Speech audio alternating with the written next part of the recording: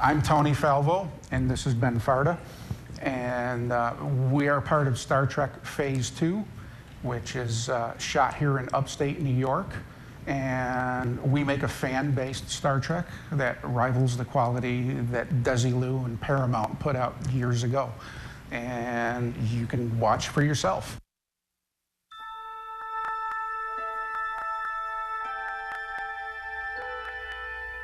Space, the final frontier.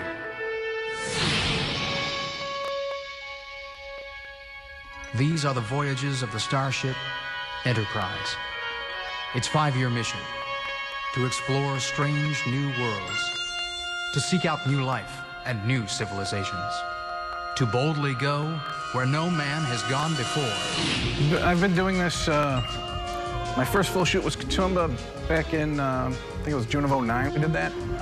And I've worked on approximately 4 episodes. That was the first full episode we did that I worked on, but I've done work on The Child, I've done work on Enemy Starfleet, we've done Minesifter Origins, so I've got about 5 or 6 episodes that I've worked on to this point. Mostly what I do on crew is grip work, electric, we do lighting, repair anything that needs to be repaired, basically. Lights go down, equipment goes down. I maintain a lot of the electrical there. Tony does a lot of the same, too.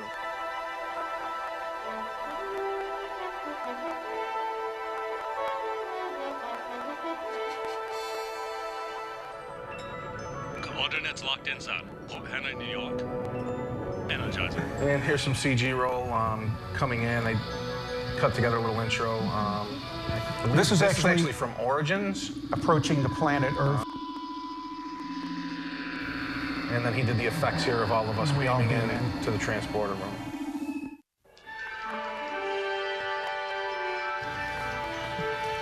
This is from The Child. This is the alien entity that is, I'll say, annoying the Enterprise at this point. This is a beautiful flyover shot. It shows you what's inside the energy. Right to a reveal of the Enterprise. Right to a beautiful reveal of the lovely Lady Enterprise. The Child is an episode that was done by John Povil. It was actually a Next Generation episode. And John never quite liked the way Next Generation did it. And he got a hold of us and said he wanted to reshoot it the way he originally wrote it as a Phase 2 episode for the series in the 70s that never aired. And we did just that. And we shot it exactly as he wanted it, with every little nuance. This is from Enemy Starfleet. This is the time buoy that goes out that traps Barbaluna in time. This is a great VFX shot that Tobias Richter did.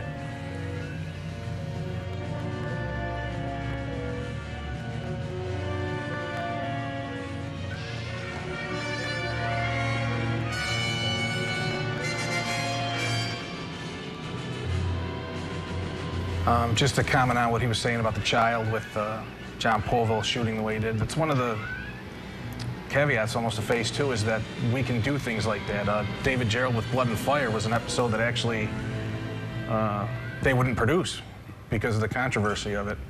And he came in and under Phase 2 shot it just as he intended to have it shown. This is some VFX from Katoomba. And this is approaching the Klingon homeworld of Kronos, and many, many ships. This is awesome VFX work. Yeah, the Klingon home guard. Work that he put into this is just unbelievable.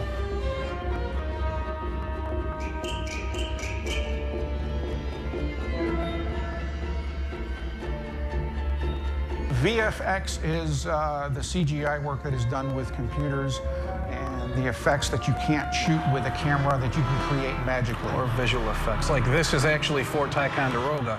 That is a complete set extension behind that brick wall of them. The entire Klingon city was dropped into there. It doesn't actually exist. It doesn't actually exist in the real world. None of that does. It's like Fort Stanwix here in Rome. It's Fort Ticonderoga is where the Revolutionary War was won. It was the headquarters. Fort Ticonderoga was in charge of Fort Stanwix and giving them orders with General Burgoyne and Benedict Arnold. There's a familiar name for you. We actually shot some stuff there that actually recreated a scene from the Revolutionary War to a T. A lot of this is enemy Starfleet, which has been released. You'll see the swipes are actually before and after, where we actually shot, and then the effect afterward. This was shot at a rock quarry. Right, and this was shot in Ticonderoga at the rock quarry. And the effects there, a lot of those explosions are real with the scene where they're running down the hill. And I think 1 or 2 was actually added in after, and it's actually very difficult to determine which are which.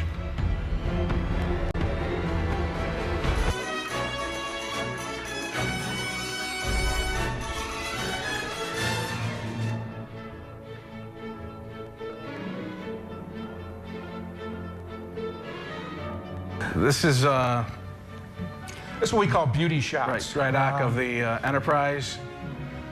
This is after it has done battle. They're doing repair to it. And again, this is See the guy welding? extreme detail by, again, Tobias Richter. You can see actually, I mean, there's people walking. If you look in the windows as it pans through, you can actually see the people walking around inside the ship. This is really cool. This is a time lapse of a single shot, and it's about a 5-hour time period. It shows us working, setting up lights, flags, and getting the scene ready for shooting. There's the scene being shot with the boom mic. You see him holding it. This is actually, I think this is an Admiral scene from Minesifter, if I'm correct, right? Matt Busey shows you a little bit about how an HD camera works and how to look at it on a scope. And These are make these sure steps that, here? Everything's So adjusted basically, properly. that black and that black. Lighting's good. He's got what they call a rat box. So that one's slightly better. This one's slightly better. I actually was shooting some of this behind the scenes during certain downtime where he's doing a calibration or Sets is doing something. I take my camera and I go around and I see what people are doing and I talk to them about it. And we got to talking about him setting up his camera and doing some color balance. That's the same thing with the time lapse. If I'm busy working, like that scene, that time lapse, I'm actually in there quite a bit doing lighting. I'll just take my camera, I'll throw it up on a tripod somewhere out of the way and I'll let it run. And then I'll go back later and I'll condense it down. Yeah, we have an average of 15 to 20 people on the grip and electric team, and their job is to go in and set up all of the high power lights, get them pointed the way the director wants them, and also the way the camera needs to see them for light levels. Right, gel them, color them. Color them, gel them. It's just another box. Not much different. This just goes on to Clarence here. He's working on what we have is This is our basically the Star buzzer Trek box. filming unit. Yeah. When you're in Hollywood and they're shooting a movie, you will hear a bell when everyone says quiet on the set and they start rolling. Right. And when they're done rolling, you will hear 2 bells that they're done. And that's basically our unit that does that. We've hooked it up to a bell. We've also hooked it up with car starter remote controls, so the director can carry it on the set and push the button and it will go off. And now this is kind of the heart of the set right here. This is VFX artist Pony Horton. He does a lot of the after effects into the shots, things like phaser blasts, set extension add-ons, and he's walking you through the bridge right now, showing you this is Spock Station, science. He was just showing you communications. You could tell him the George Takei convention. Yeah, story. I went, well, me and my wife, because she likes me that I say that. Me and my wife went down to the convention in New Jersey, and we met George Takei. And they had this dinner thing where you could meet the stars, and they would come around to your table while you're eating and actually sit with you and talk with you. And I started talking to George about World Enough in Time, because it had just been being ready to be released. And I had seen it, and it was just awesome. And I told him, you did a great job. And he said, well, you should go up there and help them. You live in New York, they shoot in New York. I says, in New York, really? He says, where? He said, well, it's a little town in upstate New York called Port Henry. And I looked at it on the map, and it's not really that far from Utica. So I said, okay, well, let's go check it out. And that day was history, because since then I've been part of the production.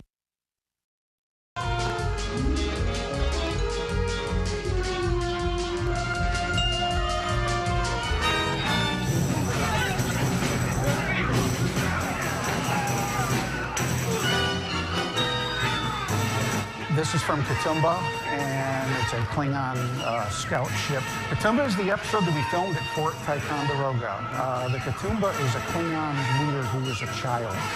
And basically there are factions fighting for control and trying to take his power away. And the Enterprise is called in to help protect them. Sponsor. 50,000. He will signal. It is his duty. 30,000. Photon torpedoes, wide as possible spread. At this range, the blast will impact us as well. Fire.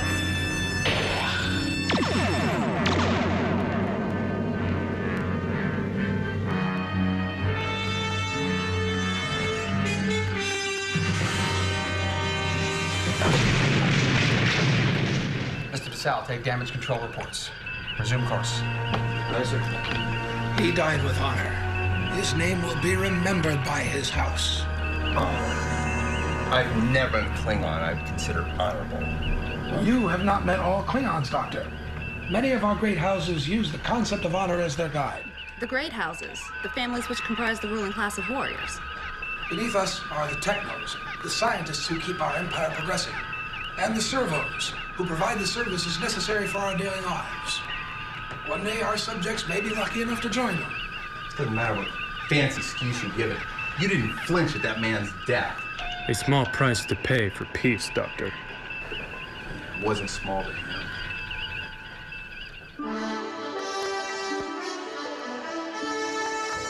Yeah, this is where they're running tactics to The first rule of security get into work the is Klingon never homeworld. assume anything. The smallest detail could mean life. And there's a little bit of comedy in this. I thought the first rule was chocolate calms Chekhov.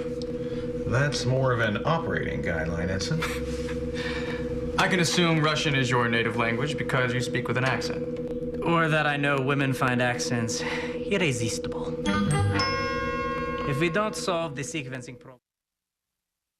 Bones. I won't have it. This is my sick bay, and I won't this have is a this scene from baby the child. with This a is phaser pointed at it. kind of that classic Kirk-McCoy banter where they'll go at it. And it compromises the best care I can provide to my patients. Just any Trek fan would recognize, you know, when McCoy goes at it with Kirk or Spock for that matter. This just happens to be McCoy and Kirk. This is back to Katoomba. This is at Fort Ticonderoga in the courtyard. From a Klingon warrior who this fell is in the battle. Katoomba that you're, well, that's James Cawley that you're looking at right there. The man behind everything. James Cawley is the man who put this thing together. Started just like all of us did, playing in his basement and playing Star Trek. And when he grew up, he had didn't know what to do with his money, I guess, so he built the bridge of the Enterprise, and we're all still playing Star Trek in his backyard. There's kind of a saying that Elvis saved Star Trek with him. Yeah, he's an Elvis impersonator. Probably one of the very best. And one of the best I've ever heard. Yeah.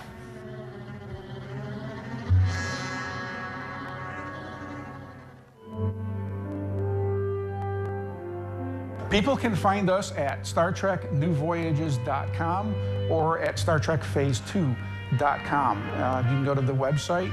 You can get links to the episodes. You can join our forum and talk with us. And